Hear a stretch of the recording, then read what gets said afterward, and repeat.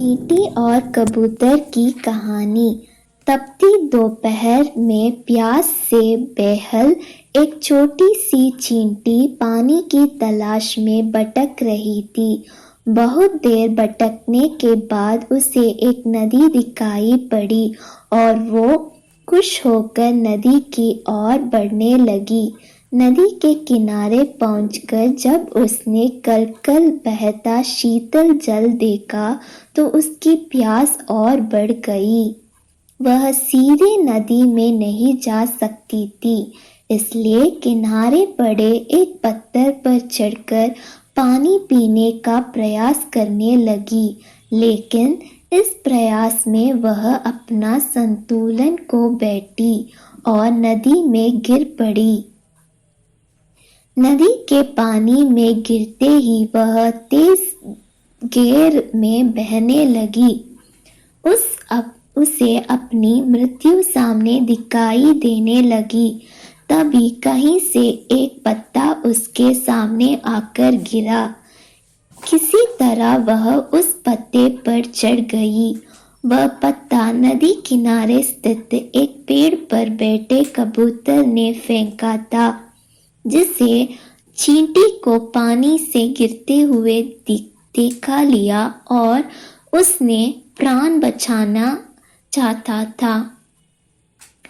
पत्ते से साथ बहते हुए चींटी किनारे पर आ गई और कूदकर सूखी भूमि पर पहुंच गई।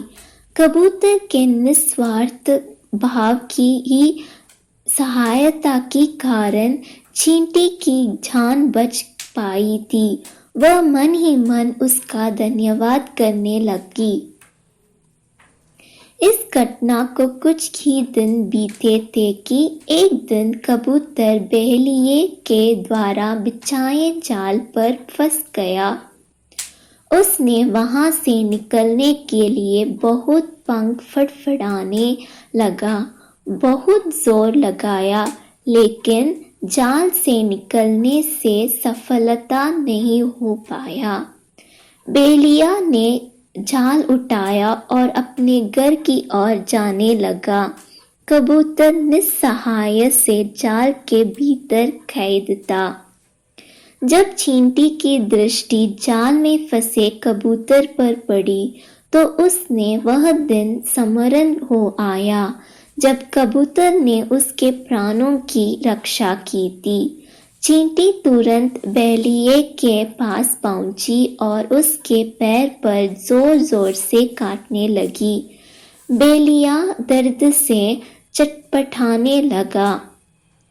जाल पर से उसकी पकड़ ढीली पड़ गई और जाल जमीन पर जा गिरी। कबूतर का जाल से निकलने का अवसर प्राप्त हो चुका था। वह झटपट जाल से निकला और उड़ गया।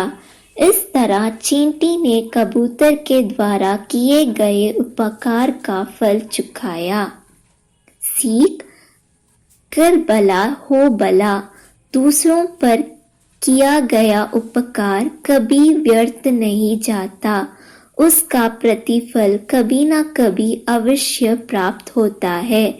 इसलिए सदा निस्वार्थ भाव के दूसरों की सहायता करना चाहिए। थैंक यू बच्चों। ऐसे ही मजेदार कहानियां सुनने के लिए सब्सक्राइब करिए हमारे चैनल जंगरिला को।